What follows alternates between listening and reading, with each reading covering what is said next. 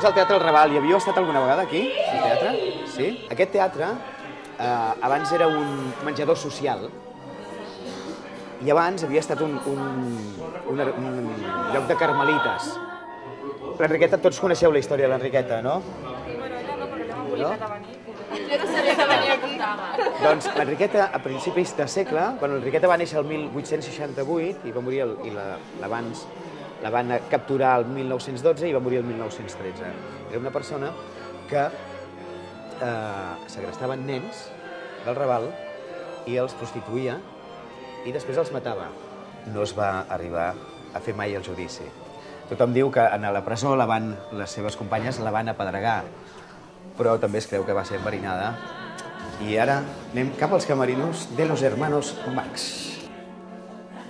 Bé, aquí és on ens canviem i som 4 actors i 4 músics a dalt. És a dir, aquí ens canviem tots. Amb totes les robes, peluques, de tot. Tenim el Jaume Villanueva, que és el director de l'espectacle. Hola, què tal? Molt de gust de conèixer. Igualment. Espero que us passeu molt bé a la funció. Sí, la Mercè, ja sabeu, fa la vampira.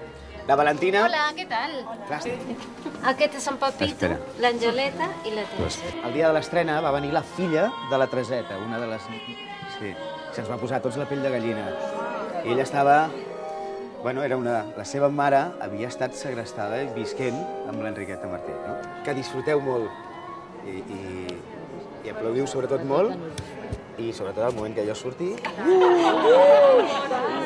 Roger! Xin-xin. Hem venit per molts anys. No, ha estat molt bé, però no m'esperava això. Ha sigut una sorpresa. M'ha agradat molt, sí, molt interessant i molt curiós.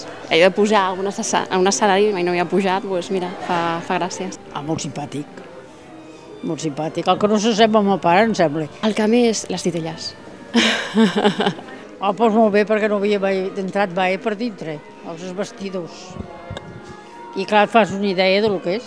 Home, les titelles són molt maques i l'escenografia és molt bonica també.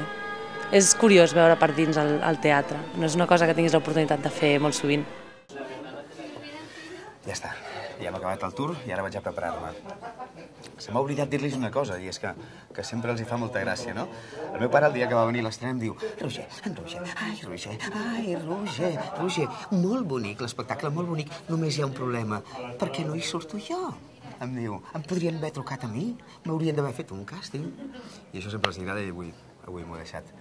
Però és fantàstic fer aquest espectacle, fer aquest tour i estem supercontents, molt contents.